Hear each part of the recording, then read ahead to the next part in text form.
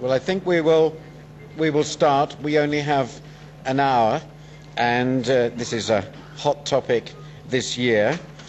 My name is Martin Wolf. I write for the Financial Times, and it's been my pleasure to moderate this session for a little while. Now, for some time, I have to say, particularly last year, there wasn't much interest. The group was nothing like as large as it was today. And that was because, of course, everybody was in the high tide of complacency, which is clearly not the problem this year. And so we have a wonderfully packed audience today. Before I start introducing it, I just have to first please ask you to put off your mobile or cell phones, if you would. I also need to tell you that while Mr. Watanabe will speak in Japanese and there will be simultaneous translation, I have been told that questions must be asked in English because apparently the translation is not going to work. So when we come to questions, and that's a very important part of this session, please ask them in English. Now, one of the views that I, have been here now for 10 years, and a number of my journalistic colleagues have, is that there's a Davos consensus every year, and the Davos consensus is always wrong. And this year, the consensus is that the economy is in terrible trouble. Maybe we are on the brink of a US, if not world, recession. And so I think on the basis of this very powerful counter-indicator, you should all cheer up, because that's clearly going to be wrong. What the panel is going to discuss, I think, is why it's going to be wrong. Or maybe the panel will actually conclude that the consensus is right. But if it is going to be wrong, it's going to be wrong because the US economy will clearly show itself, as it so often has, far more resilient than people expect. And certainly the policymakers in the United States over the last week have demonstrated their determination to ensure that that will be indeed the case. It may also be wrong, the consensus may be wrong, because indeed the decoupling that people have talked about is going to happen this year. The emerging economies are in good shape, particularly the giants among them, and we have a representative from one of the giants here on the panel. They will keep growing and will maintain a good pace of growth. They're in a good position to do so, even if the US does indeed significantly slow down. And finally, this consensus will be wrong because the other developed countries, particularly Europe and Japan, will show resilience in the face of these little local difficulties in the financial system that we've all been reading about, and some of us, no doubt, in the audience have experienced somewhat more painfully. Now, we have a very distinguished panel, and if I may just introduce them to you, starting from my furthest right. I'm sure you all know who they are, so I'll be very brief. The first is Larry Summers, former US Treasury Secretary, now professor at Harvard. Next to him is Dominique Strauss-Kahn, of course, former French minister and now managing director of the IMF. Next to him is Mr. Yoshimi Watanabe, who's Minister of State for Financial Services and Administrative Reform of Japan. And next to him is Madame Christine Lagarde, who is, of course, Minister of Economy, Finance and Employment of France, and a lawyer, which is with a long and distinguished career in America, in fact, so a very interesting figure. And next to her is Mr. Palaniappan Chidambaram. I apologize, I didn't get that quite right. Who is Minister of Finance of India, a position he's held, of course, in previous governments. And finally, next to me is John Thain, until very recently Chief Executive Officer of New York Stock Exchange, and now, for reasons that you all know, head of Merrill Lynch. So we have a wonderfully distinguished panel. Let me start then by turning to Mr. Strauss-Kahn. From your view, sitting in the IMF, how do you see the global picture, and how plausible do you think this decoupling story that we've read a lot about is? Is it a reasonable story, or are those who believe in it somewhat unhinged? Well, thank you, Martin. Well, as everybody knows, the crisis started in the housing market in the United States, but in fact it was the result, or it is the result, of a perfect storm with at least three components. The first one is a macroeconomic environment with a low interest rate, high liquidity, and then it raises question on the way the monetary policy works.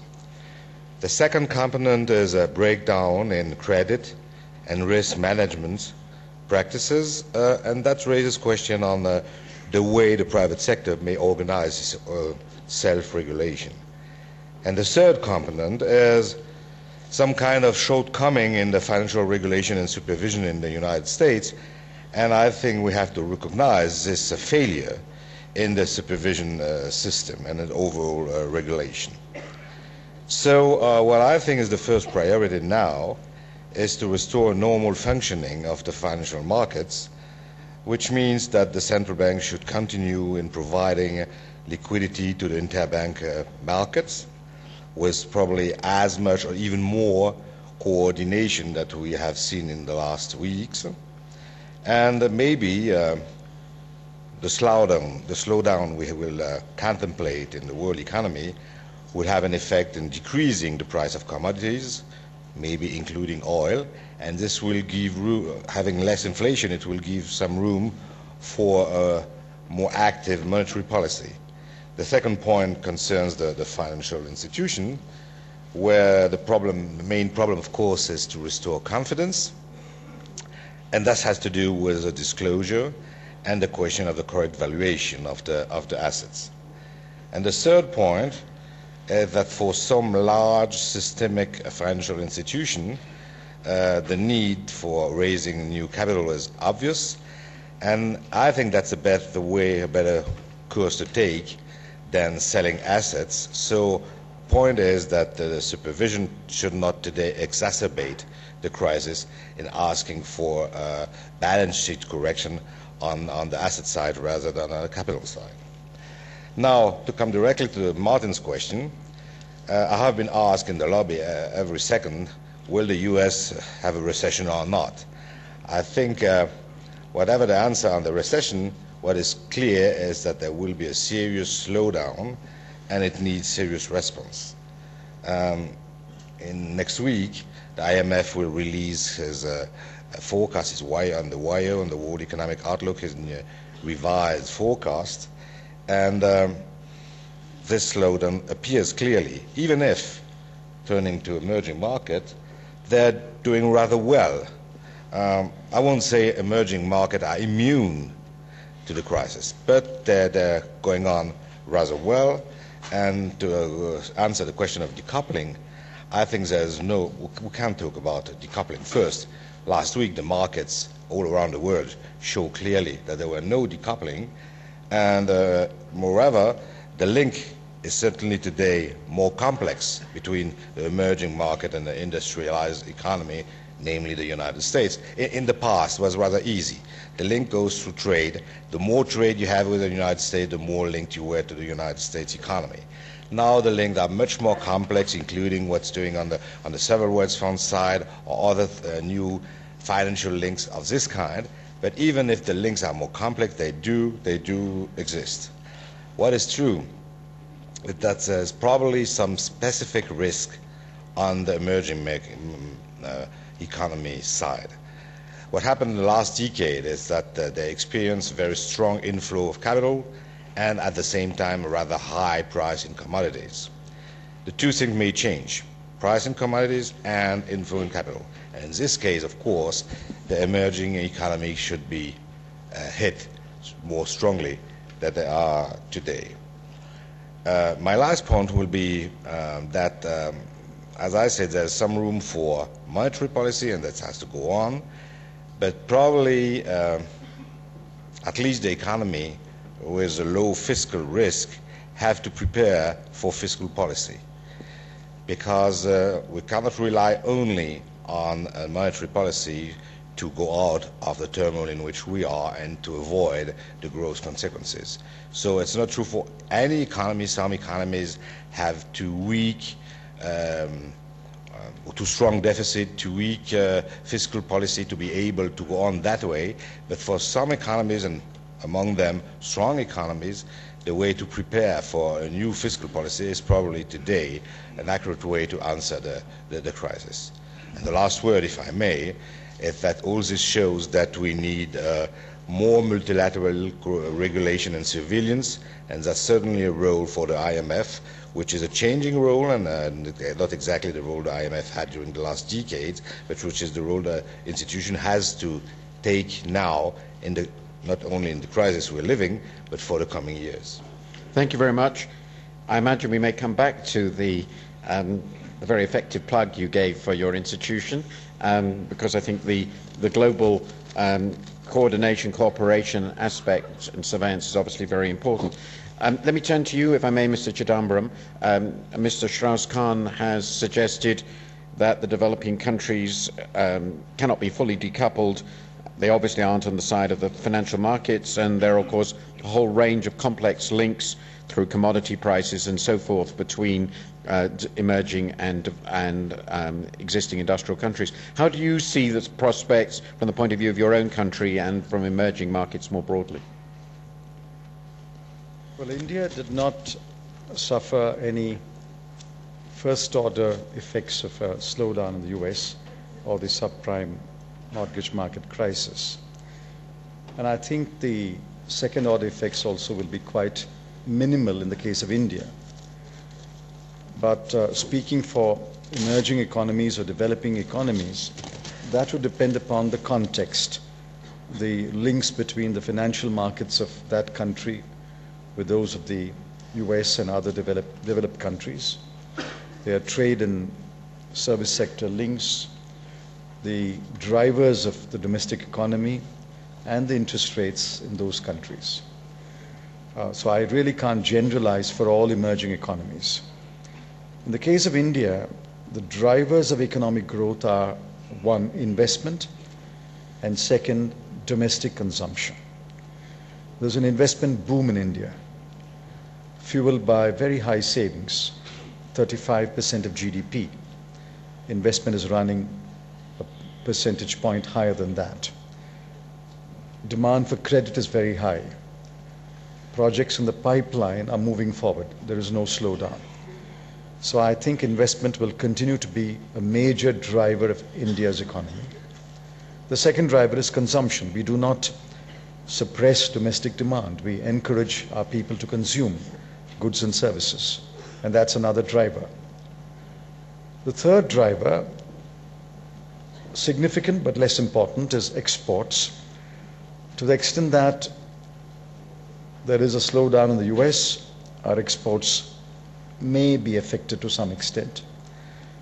But taking all these factors into account, my view is that India's economy will continue to cruise along at a rate of between 8 and 8.5% in calendar 2008, or from our accounting year 2008-9, we will continue to grow at a robust rate. This, of course, is the present assessment, but if there is a full-blown recession in the US, which I doubt, then of course I would have to revise my assessment. But 2 or 3 quarter slowdown in the US will not have a major impact upon India. That's very good news and very encouraging. And though we have no one representing China here, I have a suspicion that they would probably make a very similar line of argument. And since these are the two most important emerging economies in size and dynamism, that's clearly very significant. Let me now turn, if I may, to Mr. Watanabe. There has been some worry expressed about the robustness of the Japanese economy at the moment and how it may be affected by what is happening in the US. How do you view the immediate prospects for the Japanese economy and the challenges it confronts? はい。今世界で起こっていることを The world, what's happening in the world is that it seems that for Japanese people it's a kind of a deja vu.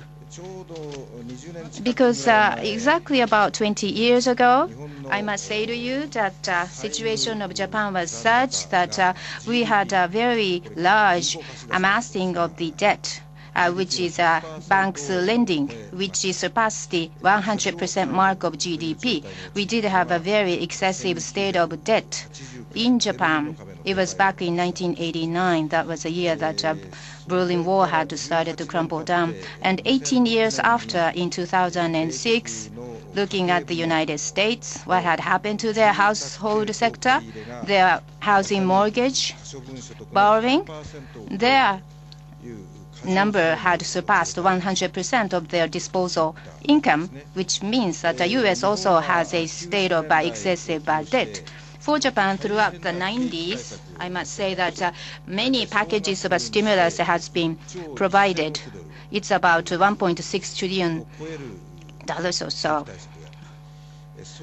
So it was very huge, but it didn't work that well. And the essence of the problem was something that the Japanese people had to learn, but we needed some time to learn that. We heard from Mr. Strauss-Kahn saying that we need to look at the banking sector. There was a hole which was made in the bucket of the banks, and that hole needed to be filled in and patched up. And that was done during the latter part of the 90s.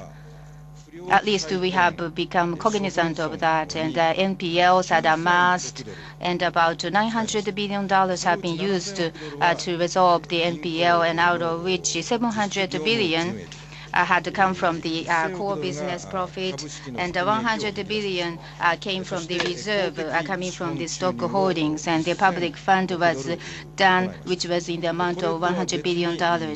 And also, apart from that, there was a disposition done, and the monetary transfer was done, which was $170 billion, which was about 3.5% of the GDP. So a series of measures have been made and taken, and as a result of that, during the 21st century, we had to go ahead with the structural reform, and we didn't rely any longer on the fiscal stimulus, but we were able to have the Japanese growth rate back on the 2% point or level.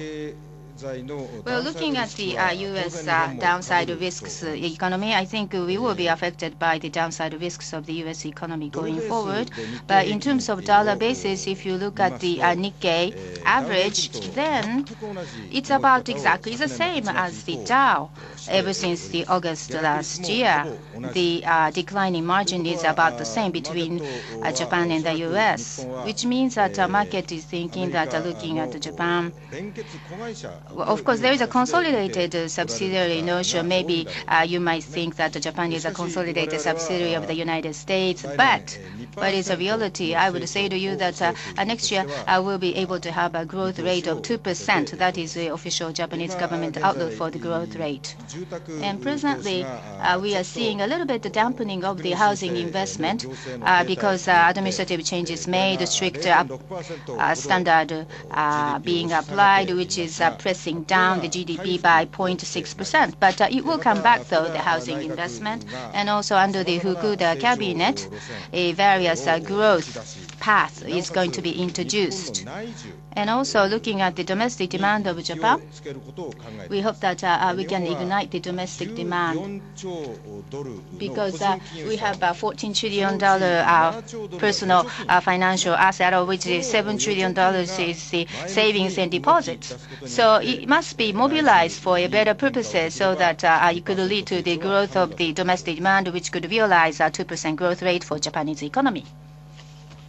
Thank you. Thank you very much. And I think you made a very interesting statement, also a usefully provocative statement by reminding or informing us of your perception of the parallels between the situation in the US now and the situation in Japan 18 years ago, and I would be very surprised if people did not respond to that observation. And I expect them to respond with some disagreement, but we will see. May I, before we just get to the discussion of that, may I ask Madame Lagarde, how do you see all this affecting Europe? What are the policy issues for Europe and France? And among other things, because I know it's an issue that is of considerable concern to your government, your president, as particularly how do you feel the exchange rate movement, the movement of the euro, and monetary policy in Europe is going to hamper or affect the ability of the Eurozone economy and the French economy particularly to retain dynamism in this situation? Thank you, Martin. Let me just state a few things about Europe in general, and then maybe come to France second. Not that I'm allowed to represent Europe, but I'm certainly part of the community.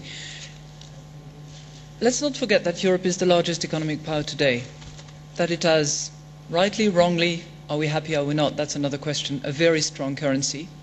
That it is probably the first trade partner with most nations in the world. And also, and I think that's a point that has been underestimated so far and gone under the radar screen, it has now agreed on ratifying its treaty, which is going to be ratified or is in the process of ratification in all 27 member states.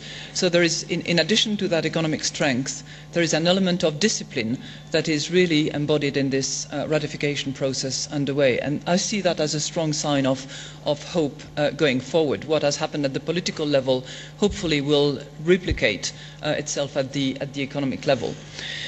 You asked me about the competitiveness, you asked me about the effect of the currency variation and relative strength.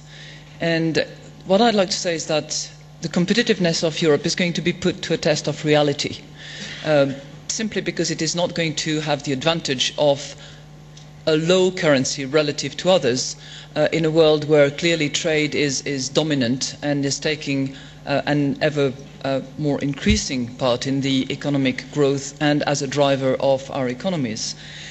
Second point, I think we're going to go through a period of back to reality. There was this concept of back to the future. I think back to reality is going to be, certainly in Europe, a motto that we will see, and it will not be about smoke and mirrors and brick versus click or click versus brick, but very much back to reality. I think that the race for raw materials, the race for energy sources is an expression of that, and we will see it also percolating throughout the service sector. Now, having said that, I think that we will need a combination of monetary policy and fiscal policy. On the monetary policy front, I'm sure that you've all heard what Jean-Claude Trichet had to say regarding the management of interest rates, and I hope that in addition to being in charge of price stability, which he has reiterated, he will also be sensitive to comments coming from throughout Europe, not only from France. I think certainly France was very much a leader in that line of let's look at growth and let's see how we have to operate this monetary policy with the prospect of boosting our growth rather than being exclusively focused on price stability. And certainly there will be good discussions on that on that topic. As you mentioned, my president, and I don't know if the Prime Minister has expressed it a couple of days ago, is very keen to at least have a forum where political bodies can be engaged in discussing monetary policy, and we will pursue that. On the fiscal policy front, because I, together with Dominique, certainly agree that monetary policy in and of itself will not be sufficient. We have, under the Stability Pact that applies amongst Europeans, we have buffers. Just to remind you, the Stability Pact commits us to reach 60% indebtedness and 0% deficit at Horizon 2010, 2012, and that there is a nice little debate amongst Europeans about the deadline. Having said that, those buffers there allow us to not exceed 3% deficit, and clearly some member states are going to be better positioned with the prospect of a 2% growth plus or minus 2% next year. Certainly Germany will have more room to maneuver. France will have a little bit less room to maneuver. However, I believe that the reforms that have started in 2007, which we will continue to implement in 2008 no matter what, will begin to produce effect at least during the second quarter of 2008, and are likely to bring an additional 0.4, if not 0.5% of additional growth. So all in all, am I terribly pessimistic? No. And I believe that the current economic situation, the current exchange rate situation, which is putting us to a test, is going to force us to move towards areas of competitiveness driven by innovation, driven by investment in technology, and any fiscal policy that will focus on that and push innovation, push technology, will certainly be conducive to better competitiveness. Thank you very much. Very frank and very helpful. I'm not in any way wishing to put words in your mouth, so they're from me. But one is aware that there are a few people in Europe who think it would be quite nice if the ECB were a little bit more like the Fed. That's a lovely understatement. Sorry? That's a lovely understatement, typical. That is a lovely understatement. But I think, knowing your distinguished compatriot, you may have to hope rather than expect. That's me. I'm definitely not saying. Now let me turn, if I may, to the US. I deliberately wanted to put America last because, of course, it's the country we're all thinking about. It remains the most important single country in the world by far. We have two Americans on the panel. So let me turn to you, John Thain. I'm particularly interested in how you see, from your new vantage point, the financial situation in the US, the health of the financial system, and how worried should we be about possible bad debt situations still to emerge, and above all, crucially, the impact that will have on the credit creation system in the US, because there are still a lot of people who think that even though the Fed is pursuing really quite an aggressive policy now, that this will not be sufficient to get the banks to lend again because of essentially of solvency rather than liquidity concerns. So how do you perceive the position from your unique vantage point in Wall Street? Well, Martin, thank you. The losses that we've seen so far and the problems in the financial institutions in the United States, although it obviously goes beyond the United States because financial institutions around the world have participated in these losses, has primarily been driven by problems in the mortgage and mortgage-related areas, mortgage derivatives. And as was said earlier, the part of this problem was caused by low interest rates, high liquidity, and lax lending standards, which has led to losses on these mortgage and mortgage-related securities. But underlying the mortgages are home prices. Home prices in the U.S. were down 7% year over year in 2007. And unfortunately, they're almost certainly going to continue to decline. Inventories of unsold homes are actually up. And as we look out into 2008, I think that there will continue to be downward pressure on home prices. That will continue to put downward pressure on all mortgage-related securities. And you've seen the assumptions that are used on cumulative losses and home price depreciation get continually worse. So I unfortunately think there is more downside in the mortgage and mortgage-related market, which again is not just in the U.S. Financial institutions, but has been spread really around the globe through the use of these derivative securities. Second thing is the problems in the credit markets are spreading. They're spreading to the consumer sector. And so I think the next area of concern is consumer credit card receivables, auto receivables, home equity loans. Just to give you one point of measure, consumer bankruptcies were up 40% year over year in 2007. So I think we are likely to see another wave of problems in the consumer credit side. This is going to be exacerbated by the rise in unemployment in the United States, although at a low level still, it's still up. And then, of course, we have issues with high energy prices as well. So I think focusing on the consumer sector is unfortunately going to still be a concern. And I think it's going to be a while before you see a return to any form of normalcy in the banking or credit-related markets in the United States. You know, I support the actions of the Federal Reserve and the administration in terms of the stimulus package, but cutting the Fed funds rate and the stimulus package are not going to help the decline in housing prices in the U.S. So this problem is likely to continue. Thank you very much. That's quite sobering, I have to say, perspective. Somewhat reinforces, maybe this suggests that this time the consensus here is going to prove correct. Let me finally, on this panel, turn to Larry Summers. You've heard from John just now talking about the ongoing difficulties. You were one of the first people I know in our pages to warn of the looming recession or slowdown in the summer. You've heard even more alarmingly of the parallels between the US now and Japan in the early 90s, falling house prices, over-indebtedness of the household sector, bad debt in the banking system. And you remember, of course, what the American view was of the policy changes required in Japan to deal with that, and how long it took for those to occur and how frustrating that was. So how do you see the situation? What needs to be done and what is likely to happen? Let me say first, Martin, that we have been present for a mildly historic event. For the first time, to my knowledge, in a quarter century, the managing director of the International Monetary Fund has called for the increase in a budget deficit and has called for fiscal stimulus rather than the traditional call for fiscal consolidation. I congratulate him for that and regard his recognition as an indication of the gravity of the situation that we face.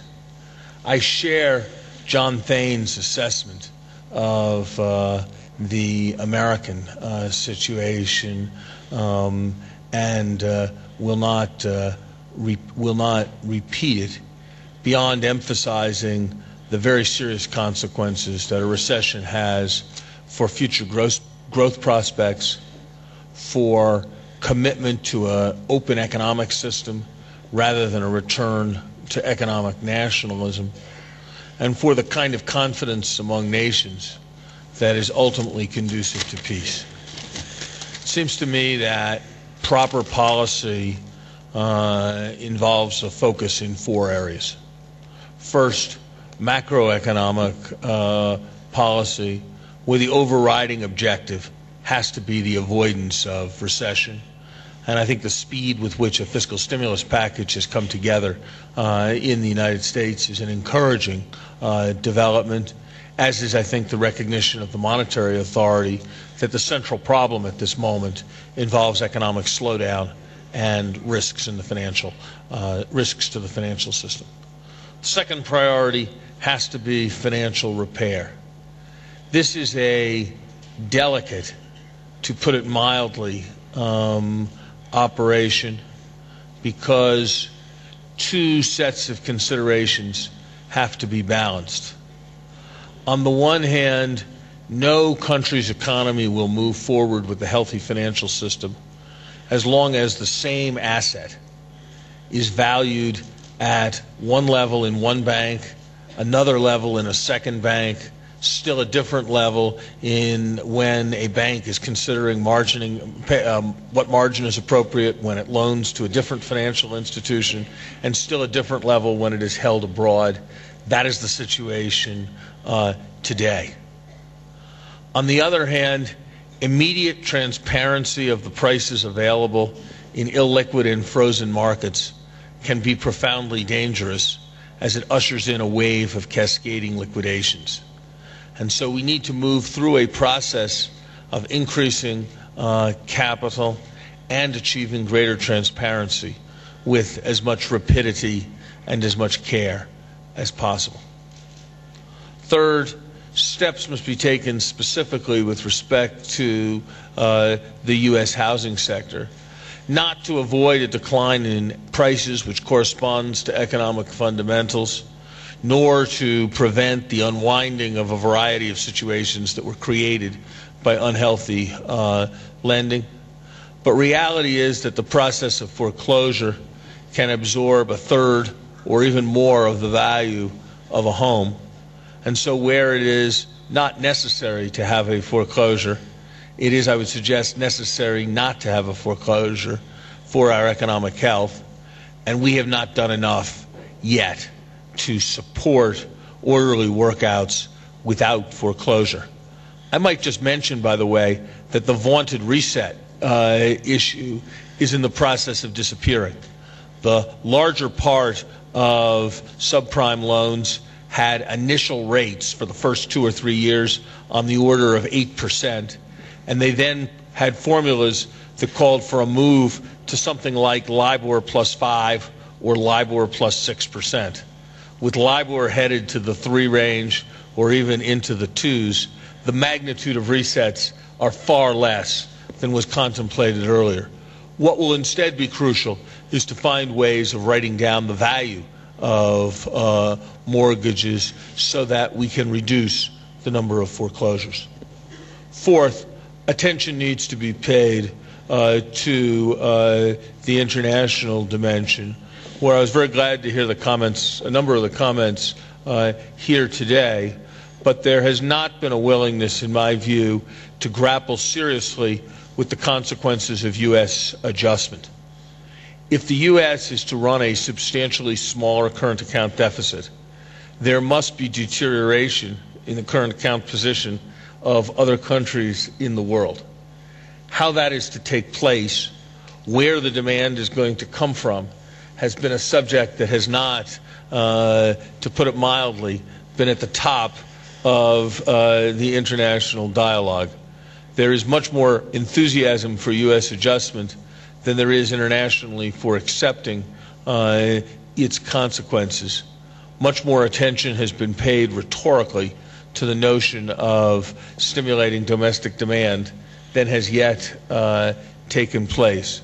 For those countries running substantial surpluses, for those countries that should be bearing their share of the consequence of the oil countries' surpluses, there is a need for a much greater focus on domestic demand growth.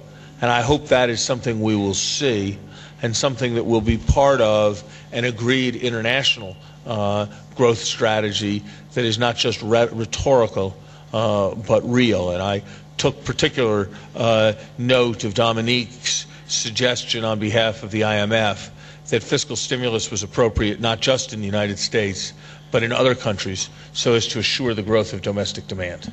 I'm going to come to that in a second. I'd just like to ask a follow-up question of you, because I know there are a few people who would like to ask this question of you, so I'm going to speak on their behalf. Do you think there is any consistency at all between the views you have just expressed on what has to happen in the US and the views expressed by the US Treasury in the context of a whole rolling series of financial crises in Japan, Asia and elsewhere in the 90s? Yeah, I actually do. In several senses. First, I think there was always a strong resistance to fatalism and to the idea that there was some inevitability to recession and it just had to be accepted, and that primacy should be given to allowing market forces to work themselves out. Second, I think there's a clear recognition of the dangers of positive feedback systems in financial markets. When there's a run on a bank and a bank fails because everybody thinks that it's going to fail, you have a problem, and governments have to act to prevent that. And the essence of my recommendation about recapitalization was precisely to avoid a dynamic of that kind. Third, the emphasis on strong demand stimulus is very parallel to the advice the U.S. Treasury gave Japan during the 1990s, and I regard Japan's experience as indicating how important it is that you seek to prevent these problems by acting at their early stage rather than waiting till a vicious cycle has taken hold where it's much more difficult to do something.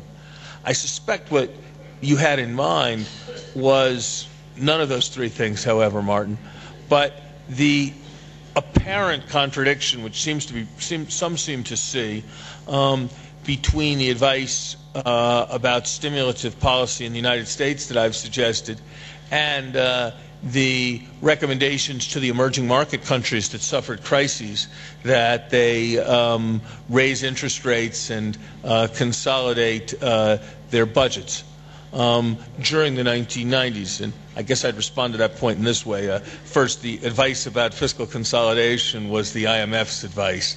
It was not the United States' advice, and it was not right. But second, and more fundamentally, there's a big difference between the kind of situation that the United States is experiencing today and that Japan experienced, where the impulse to a crisis is a domestic bubble that is collapsing, leading to reduced domestic demand, and an alternative paradigm more characteristic of Mexico or Brazil, and in a different sense, Thailand, Indonesia, and Korea, where there is a foreign loss of confidence, which leads to an unwillingness to infuse capital into the country. When the problem is that no one wants to hold your currency, it is quite dangerous to print more of it. When the essence of the problem is a domestic problem, addressing the domestic problem with more demand is appropriate. So I think the advice is broadly consistent, actually. Thank you very much. May I ask, I would like to ask Dominique Strauss-Kahn a follow-up question, because in two dimensions which fit very well together and are directly relevant to what you said and the issues for the fund.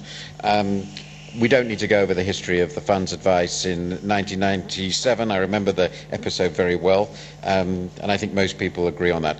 But you basically said, Larry has said, and it seems a central point, we are looking at a situation in which almost certainly we would expect the US current account deficit to shrink. It's something that many people have called for a very long time. And as a matter of simple arithmetic, that means either somebody else's surpluses are going to shrink or somebody else's deficits are going to rise. And we want that to happen, if possible, with robust growth. So that means with robust demand growth elsewhere, rather than through contraction of output. You said you've referred specifically to fiscal stimulus in those places where there is room for fiscal maneuver. You referred to that specifically. So could you be a bit more explicit about what those places are and what that might imply, not only for the domestic demand in such places, but also for this crucial dimension of adjusting to the US, adjusting globally to the US adjustment, with which, of course, the IMF has been long and deeply concerned? Well, let me start with two remarks. The first one is that the bottom line of all that, and I think that's what Larry said, is that the question can only be addressed at the global level. And there's no real solution for the situation in which we are, which can be given only by one country, even if this country is the United States and the major economy. So that is a kind of a plea for multilateral consultation, for looking at the global imbalances and try to solve the problem at the global level with a strategy for the world and not only a strategy for a country to take its own eggs out of the basket. So that's the first point, and what we need, obviously, for this crisis and probably for the other crises which may occur in the future, is to have a more stronger system of consultation and coordination of what is done in different parts of the world. This kind of coordination does exist in monetary policy, and we just experienced it looking at what the central bank did, but it's not enough.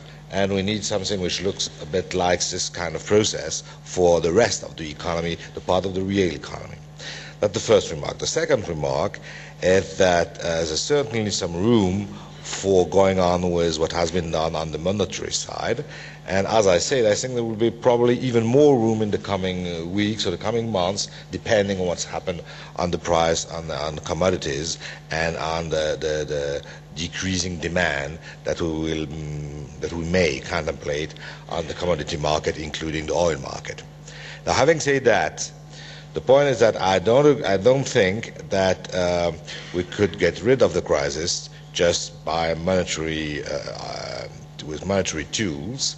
Of course, the liquidity crisis has to be addressed by the central bank, but the more basic imbalances have to be taken into account. And this crisis in the mortgage market in the United States would not have had such an importance if we hadn't, on the other hand, a lot of imbalances to address. So those imbalances, we know partly where they are. Part of them are linked with surpluses in a country having benefited from the high price of commodities. Oil is one of them, but it's not only oil. Some of the imbalances come from a currency which may not be exactly at the long-term equilibrium we may expect. And all this question have to be addressed. If not, a crisis like the one we're just looking at can be overcome on the short run, but we won't solve in any way the global imbalances. And I think we can't speak day after day in meeting like this one and other about globalization and increasing globalization without at the same time have in mind that the answer to this, that the problem of this globalization can only be answered at the global level. But you don't want to list the countries that can go in for fiscal expansion? You're very clever. No, just persistent. No, I won't make any kind of list. I mean, everybody knows where some surpluses do exist.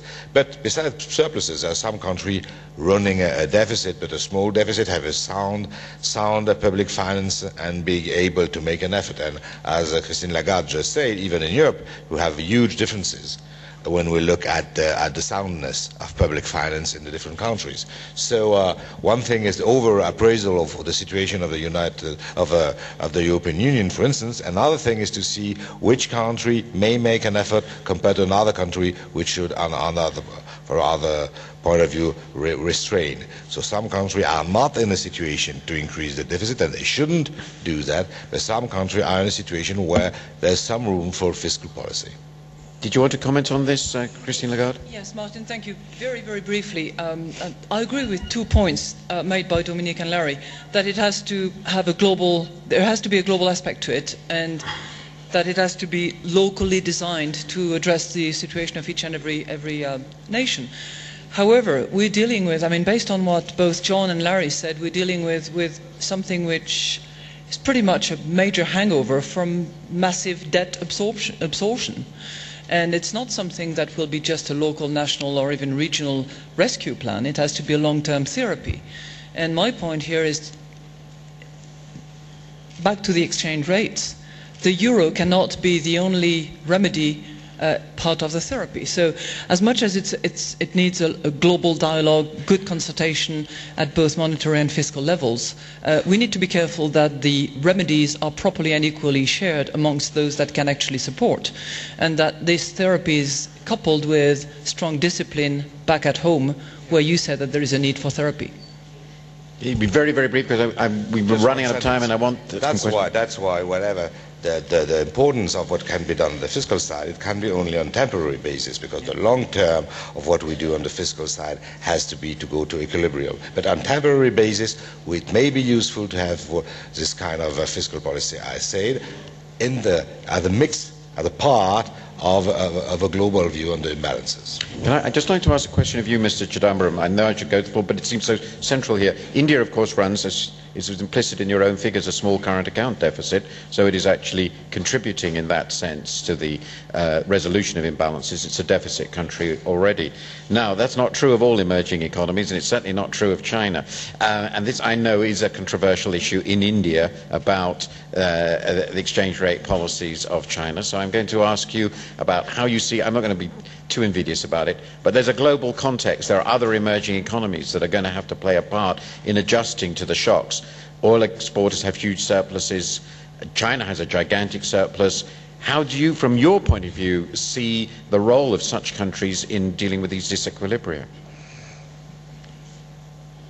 Well, I'm glad you acknowledged that we run a current account deficit. We also run a fiscal deficit. I'm obliged to bring the fiscal deficit down to 3% of GDP. Even within that, there may be some room, if necessary, let me repeat, if necessary, for some fiscal stimulus. China, of course, presents a very contrasting picture.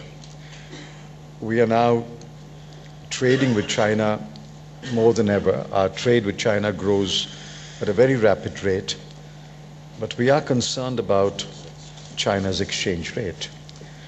That makes our goods less competitive and makes Chinese goods into India very attractive.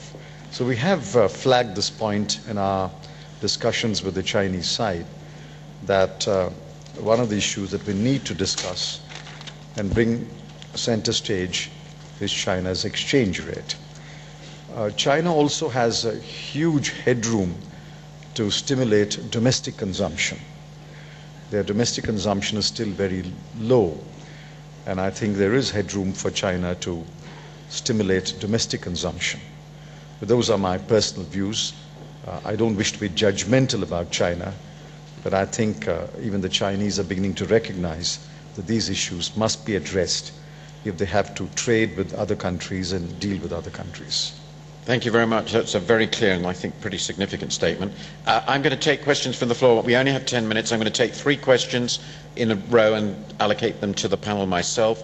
Please be very brief. Say who you are, but be very, very brief and direct in your question. I don't want speeches. I'll cut you off. I'm sorry about that, but we have very little time. Okay, questions from the audience. I can't see people very clearly. Sorry, is there somebody there? Yes, there's somebody in the second row. Please get up, say who you are, and ask the question. Ward Klein with Energizer Holdings. A paradigm I'd ask you to comment on is the U.S. continued running fiscal deficits, trade deficits, confidence in the system has declined, sovereign wealth funds can look for other places to invest that maybe yield more than U.S. treasuries with a declining currency. Has the paradigm of foreigners continuing to fund the U.S. deficits changing based on not only the current loss of confidence, but some of these other factors? Thank you very much. Any more questions from anyone in the hall? Yes, there's somebody over there. Yes. Chris Giles from the Financial Times. I just wanted to ask the US panelists, particularly Larry Summers. He was very clear that to make a distinction between the current US problems and those of the 1990s emerging markets where there was a foreign loss of confidence in their economies. How sure is he that there won't be also a foreign loss of confidence in the US economy? Okay, I'll take one more question and that'll be it. Any more? No, then was there some, sorry, there's someone right at the back. Right, straight back, and that'll be it.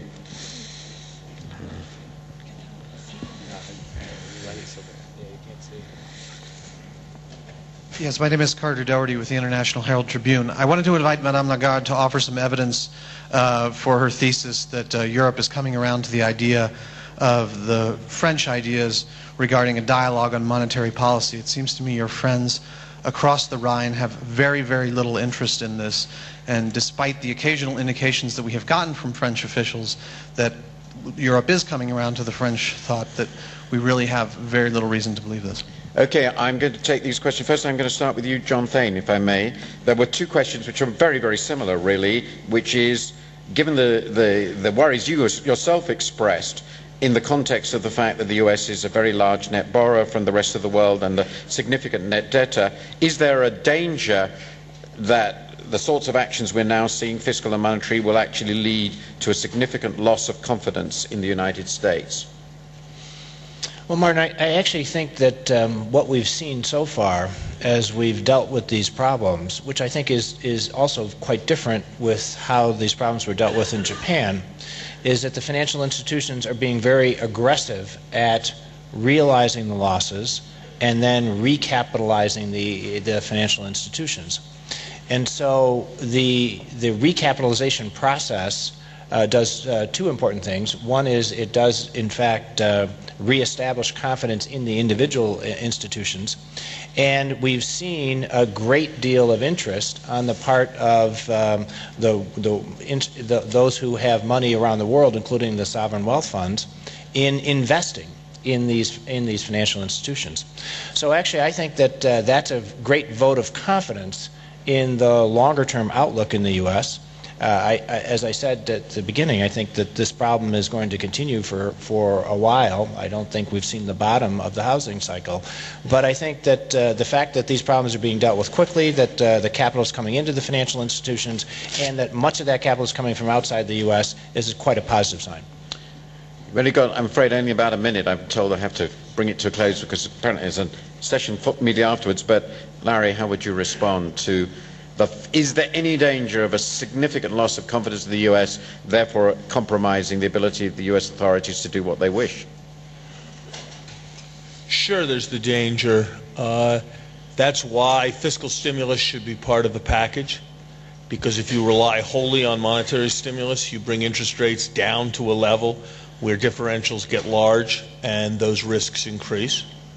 And that's why it's so important that aggressive measures be taken to increase transparency and infuse capital into the financial system, because the greatest risk of a loss of confidence comes not from a fear of Latin American profligacy on the government's part, but from the sense of an economy that is profoundly weak and lacking in opportunity. And that's why it seems to me that appropriate countercyclical policy is so important. And that's why it's also important that there be the maintenance of domestic demand in the rest of the world. I might suggest that if you remember only one statistic from this session, remember this one. According to an recent IMF document that was frankly not written so as to be penetrable, one learns if one works hard that private consumption in China represented 39% of GNP, down from close to half of 50%, close to 50% 5 years ago. And that is centrally related to the domestic demand in China issues that we've been discussing. Yes, it's disposable income is about half of GDP. That's just even more astonishing. Finally, Christine Lagarde, is there any interest at all on the other side of the Rhine in discussing with you the issues that your government is particularly interested in? Well, there's every interest on the other side of the Rhine to discuss with the French, and it's reciprocated. But on the specific issue, I think it's all a question of timing and sensitivity. And both, well, I think it's escalated from Michael Glos to Per Steinbrück to Chancellor Merkel herself, indicating that exchange rates were becoming an issue, as a result of which monetary policy is one of the solutions. So I think there would be an interest. It only goes to show that you really stand where you sit. Exports are one of the main drivers of the German economy. Germany is the world champion when it comes to exports, and clearly currency value matter when it comes to competing with US-based goods or US-priced goods. So I think that there is an interest. It's been expressed, and there will be a continued interest. I'm afraid I'm going to have to bring it to a close. I've been told that I must summarize this discussion, and that obviously will be ridiculous. But what I take away from this is that this is neither, the panel is basically saying to you, or saying, delivering a call to arms. It's not saying things are going to be terrible, nor that they're going to be wonderful. It will depend on actions that are taken. People have stressed the seriousness of the problems, particularly ongoing problems in the US housing sector and financial sector, and these have obviously some obvious parallels with other cases, and Japan is an obvious and rather sobering warning of what can go wrong if action is not taken. The second big point is, which is clearly a consensus here, that there should be strong policy action across the globe, and it should embrace quite a wide range of policies monetary policy, fiscal policy, and policies that directly address the weakness in the financial sectors and the deep problem in the financial sector, which is not only US, but of course in important parts of the global financial system, including quite particularly Europe. And the third point that I think comes out very, very clearly, was stressed very much by Dominique, Strauss-Kahn and others picked this up. This is a global issue, and it requires global cooperation, global coordination, and action by countries in the interests of the global system. And a number of countries have directly or indirectly been pointed to. Perhaps as a matter of convenience, they're not represented on this panel. And with that, I'd like to thank the panelists. I've had the privilege of moderating these sessions several times here, and I honestly think this has been the most interesting and penetrating panel, and very sobering, direct, and analytical. And I think you have a great deal you can take away from this discussion. So thank the panelists.